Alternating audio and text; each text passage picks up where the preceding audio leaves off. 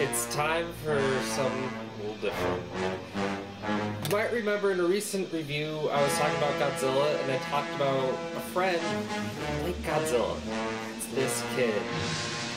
Hi, Internet as well. My name is Chris. I'm the resident Godzilla expert, I guess. So Matt had asked me to be on his show, so that way I can go over a couple of things about Godzilla, so we can get a better idea about the IDW comics. Now, I actually haven't read the IDW comics yet, but I do own every Godzilla film known to man, actually, all 28 of them. And so I've been watching a couple with Matt here over the past couple of days to help him get a better idea of the character and what the story's all about. And I've been drinking all throughout them. Me as well, so I apologize if any of this is inane and or we are slurring in any of it. I kind of talked about how the comic went through the films, but I've never seen any of the films. Except one time I watched like 10 minutes into one and I fell asleep. He got really mad. Yes, I did. I actually got really mad, so no lie there. But, so we sat down and we watched Return of Godzilla. Right. First, so... But before that, you have a pretty good block of Godzilla history. You should just go into that. Okay, so Godzilla is, ironically, for being movies that you think would be pretty simple about a giant lizard stomping Tokyo, are actually relatively complicated. The reason being is because of continuity. So, to start off, everything started with this. This is the original Godzilla film from 1954, which we actually didn't watch, which we should have, but in any case, everything hinges on this film. The original Godzilla was made... for starters, let me cite my references. In the beginning of this actual DVD, this is the special edition Toho Masterpiece Collection. They actually have a little booklet here that has a history of Godzilla and some nice production stills and a couple other things that give a brief history of how the movie was made and how it came about. There's also a documentary called Bringing Godzilla Down to Size, which is a fantastic documentary. I highly recommend anyone seeing this to go and watch it. It gives a really great breakdown on the history of Godzilla, the history of the special effects, the history of the studios and Toho, everything. But Godzilla started in 1952, actually, whenever you had a atomic bomb test off of Bikini Atoll. And it irradiated a ship called Lucky Dragon Number 7. That ship ended up going back to Japan. 2 of the people of the crew ended up dying of radiation sickness. And this gave the producer of the film, whose name completely escapes me right at this second, Tomoyuki Tanaka, it gave him the idea of doing a giant monster film based on radiation, an atomic-powered creature. And that's what set the whole ball in motion. After that, they drug up Eiji Tsuburaya, who became the guy who did all the special effects and was head of his own special effects studio called Tsuburaya Productions.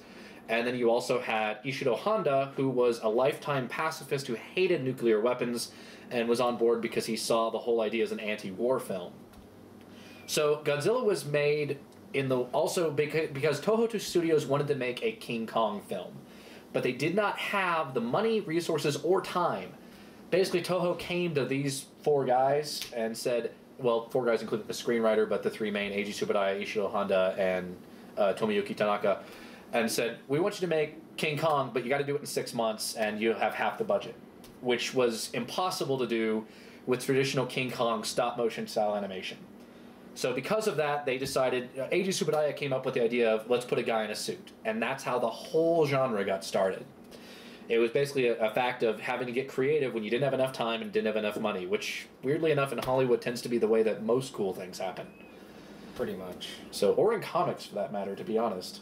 Like, a lot of times, some of the best comics ever are because, like, you didn't have enough money. Like, a lot of the cool monochrome comics, like Frank Miller's Sin City, which Sin City was done stylistically as black and white, but also because Dark Horse didn't want to give enough money to him to actually do it in color. Yeah, there's some other factors in that one, though. It's true, yes. Serves. But yeah. In any case, the point is that Godzilla got made, and in 1954, when it launched, it created a wildstorm among the Japanese populace. not just because it contained some very controversial scenes. Case in point, they actually filmed a nuclear detonation test off Bikini Atoll showing more or less how Godzilla was created. And whenever that happened, they had to recreate basically a nuclear explosion that already happened in Japan in Hiroshima and Nagasaki. So it really struck home with the Japanese people that it was a very visceral film for them to have to watch. And then, of course, it became popular worldwide. Specifically, famously, Roger Corman was the person who brought it over to the United States as Godzilla King of Monsters. Now, he recut the film and added Raymond Burr for most of the scenes, cutting out a lot of the Japanese storyline and plot. Now, it does retain most of the actual story, but it cuts out a lot of it. Anyway, it took the entire world by storm, not just Japan, not just America, but even in Europe. If you ever feel bored, go look up Godzilla posters from Germany circa the 1950s and 1960s. Crazy artwork on them. In any case, that started the whole genre. So, this movie is pretty much the only one that is consistent throughout all the stuff I'm about to explain. So after that, you got what's called the Heisei era. The Heisei era is all of the old Godzilla films from the 1950s up to the 1970s. And each one of them has kind of a shared continuity, but not shared characters necessarily. It's all kind of like Godzilla exists, he exists for the same reason that he exists in the first film, and it's all sort of, you know, it all weaves together relatively well. Well, one thing I wanted to ask about that is they're not the same characters, obviously, but aren't there basically the same types of characters in every movie? You have your core scientist, pilot. Right, you have your scientist. Everyman. You have your scientist, you have your everyman, you have your not necessarily military, but military-esque person, so like police special forces, pilot, ship captain, that's a common one too. Okay, yeah. Yeah, so it's you have these common archetypes that sort of persist throughout every film, and ironically you'll actually have the same actors, because they used a lot of the same people, but in different roles with different characters. So when Godzilla first started, it was actually designed to be a horror movie. It was supposed to show the horror of nuclear war and what it can do, and it actually achieved that to really good success. Weirdly enough, though, Toho realized this was a huge money cash cow. So they immediately, in 2 years after Godzilla released, they released Godzilla Raids Again, which was a terrible film. Don't see it if you can ever avoid it. The budget on it was so low, they actually had to use hand puppets for a couple of the fight scenes. Like, it was... That sounds awesome. It's not. It's really, really not. But it ended up being really popular with kids. So because it was that, they realized that in Godzilla Raids Again, they did the first thing ever. They made a Godzilla versus another monster thing, which was Anguirus. And whenever they did that, that ended up actually being like the highlight of the film, and a lot of people said they liked it. So Toho decided, let's just do that. So they made a bunch of Godzilla versus films, which were really more or less wrestling movies with people in giant suits. But it made Toho a ton of money, and it created some really cool stuff. But as it got older, they noticed kids were enjoying it more and more, so the movies got more and more kiddish. And you ended up getting things like Godzilla Jr., also known as Godzuki, and a couple other characters that were sort of thrown in to appeal to children. And that, of course, turned a lot of the American audiences off, and a couple other things. So Godzilla began to wane in popularity. So in 1978, they retired the character with the last movie, Terror of Mechagodzilla. And then he was sort of dormant for a bit. And then Toho decided they wanted to make a second film called Return of Godzilla, which is actually one of the ones that Matt and I watched. And we watched that one because it's one of the better ones when it came to special effects. They were trying to do some new stuff with it. It was also the last of the films where it was all pure practical effects. There was no CG in it whatsoever. It was all just practical effects. So it's an important movie because of that. Because Godzilla is, at heart, about the practical effects. But whenever Toho made this film, they didn't want to refer back to those years of the Godzilla versus films. This was once again going to be one of the Godzilla versus man, the horror of the atomic creature attacking a city, etc., etc. Whenever that happened, since they didn't want to refer to anything else, they basically got rid of all of the previous movies when it came to continuity, and instead made Godzilla in 1984, which was released in America as Godzilla in 1985, in Japan as Return of Godzilla, a direct sequel to this. So this is once again important. This is pretty much the only mainstay in the entire story. Return of Godzilla ended up being a mediocre hit, not as much as Toho wanted. So they decided they didn't want to retire the Godzilla license again, so in 1989, they made Godzilla vs. Biollante, which takes place within the continuity of Return of Godzilla. And so it's not the same characters necessarily, but the same sort of events have happened, the same sort of setup has happened, and so on and so forth. Godzilla vs. Biollante is some of the best special effects in any of the movies, but it's one of the worst stories and some of the worst acting in any of the Godzilla films. And that's saying something. Yes, it actually very much is. They just recently released it in America on DVD for the first time about 2 months ago. It's about $4.99 on Amazon. So if you feel like watching an awesomely special effects but terrible story Godzilla film, great option. But Godzilla vs. Biollante ended up actually being a pretty big hit. And then for sort of undisclosed reasons, Toho decided to retire the character again. It wasn't necessarily that they wanted to, it's sort of not really clear why. That being said, they only retired it for 2 years. And then in 1991, they released Godzilla vs. King Ghidorah. So since Return of Godzilla and Godzilla vs. Biollante sort of mucked up the entire timeline yet again, they decided, hey, I know, let's reset the entire thing again. The way they did this was through time travel, and it got really weird. So, more or less what happens is they go back in time. Godzilla is back when he's a dinosaur before he gets mutated by radiation, and whenever that happens, they sort of bring him back to the future, and that causes him to mutate into actual Godzilla. It's complicated. If you really care, watch it. In any case, though, that set off a new timeline and a new continuity. This is called the Showa series. By the way, Heisei, Showa, those were actually the emperors at any given moment. And the way Japan does its whole calendar, timeline, everything is by which emperor reigns at which given moment. So it actually defines it by eras of the Heisei era, the Showa era, and so on and so forth.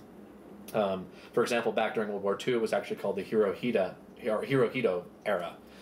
In any case, so you have the Showa era going on now, and you have a continuity of movies that goes from 1981 to 1996. This includes several different films and ends with Godzilla vs. Destoroyah, which we actually just got done watching. This movie is interesting because it's the one where Godzilla dies. A lot of people don't know that Godzilla has died actually 3 times in all of the films, but this is one of the ones where he dies. And it's the Godzilla from this particular timeline that they brought back from 1954 to 1991 and all that other stuff. So that had its own continuity, and then in 1996, Toho once again decided to retire the character. Then 1998 happened, which every Godzilla fan knows is when they made the American film. That's a lot of fish. As Nostalgia Critic has famously said, the American Godzilla film was a disaster in many ways, and it nearly killed the Godzilla genre, and it was a huge blight upon the land of kaiju in general. As a kaiju fan, things like Gamera, Ultraman, all that other stuff, the reverberations of what happened with the American film actually killed popularity for the entire genre, even in Japan. Even Ultraman saw drops in sales and recognition because of the American Godzilla film. Okay, just kaiju encompasses all of what? Kaiju is a term, it literally means giant monster.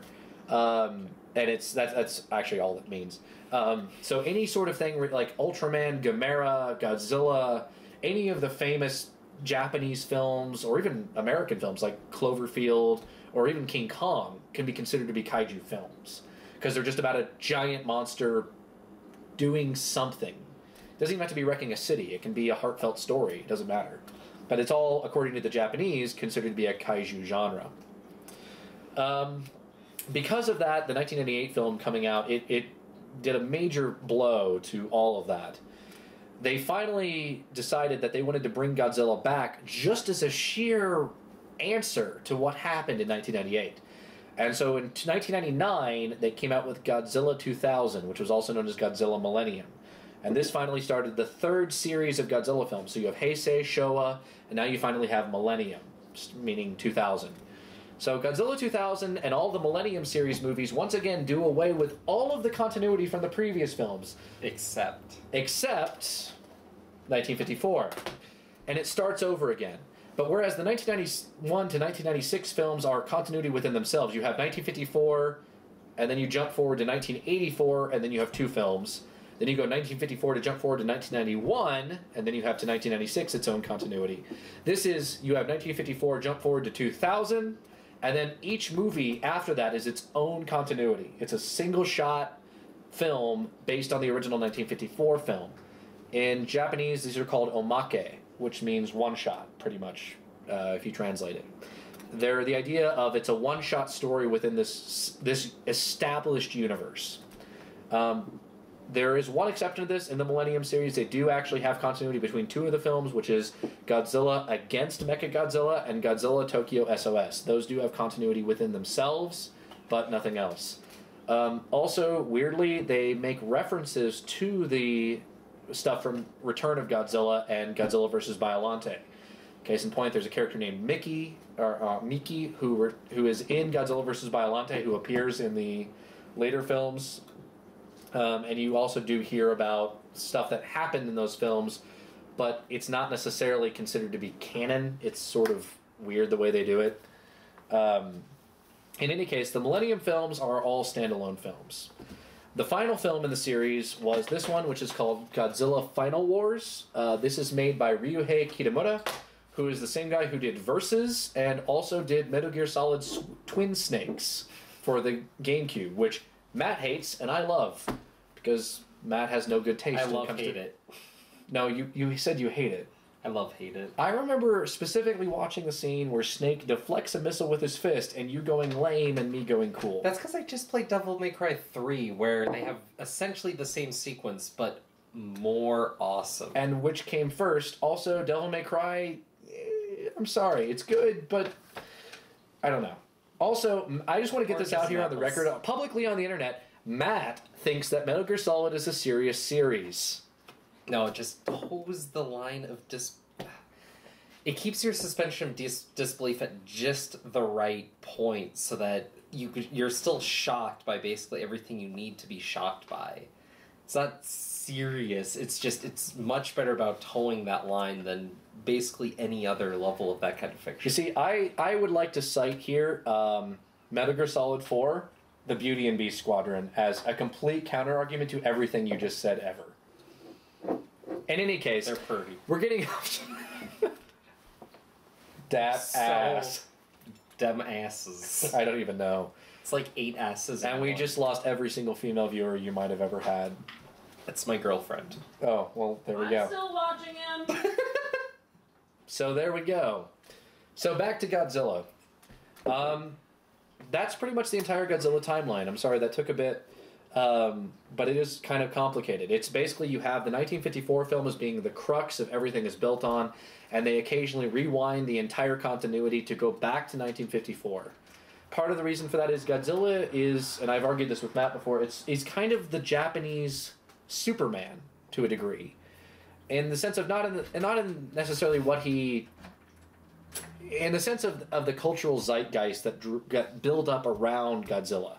That is a thing that exists in Japan doesn't really exist anywhere else except maybe like in America around Superman, or in various other countries around a cultural icon. It's this thing where you don't mess with the original story. And even with Superman, it's the same thing. You don't necessarily mess with where Superman comes from originally. Like, in every single version of Superman, as far as I know, and Matt's the comic expert here, obviously, Superman has more or less the same powers, more or less the same origin story as to where he came from and how he got those powers, and what he represents as a being.